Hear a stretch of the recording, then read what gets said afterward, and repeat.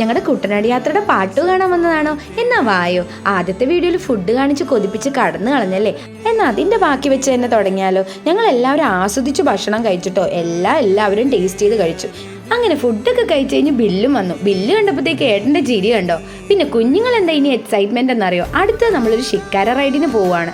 അങ്ങനെ ഭക്ഷണമൊക്കെ കഴിച്ചിരുന്നപ്പോഴത്തേക്കും ഞങ്ങൾ കാത്തിരുന്ന ഞങ്ങളുടെ ഷിക്കാര ബോട്ടങ്ങ് എത്തി. ഞാൻ ആദ്യത്തെ വട്ടം അല്ല കേട്ടോ ഷിക്കാര ബോട്ടിൽ വരുന്നത്, ഇതിനു മുമ്പ് ഒരു വട്ടം വന്നിട്ടുണ്ട്. അതുകൊണ്ട് തന്നെ എനിക്കത്ര എക്സൈറ്റ്മെൻറ്റ് ഉണ്ടായിരുന്നില്ല. പക്ഷെ ആമിക്കും എനിക്കും ഭയങ്കര എക്സൈറ്റ്മെൻ്റ് ആയിരുന്നു. അങ്ങനെ ഷിക്കാരയിൽ കയറി കുട്ടനാടൻ ഗ്രാമഭംഗിയൊക്കെ കണ്ടൊരു യാത്ര തുടങ്ങി. എല്ലാവരും കുറച്ച് കഴിഞ്ഞപ്പോഴത്തേക്കും ബോറാവുന്ന ഞങ്ങൾ വിചാരിച്ചെങ്കിലും പിള്ളേർ നല്ല ഓണായതുകൊണ്ട് ഞങ്ങൾ നല്ല ആക്റ്റീവായിട്ട് നിന്നു കേട്ടോ.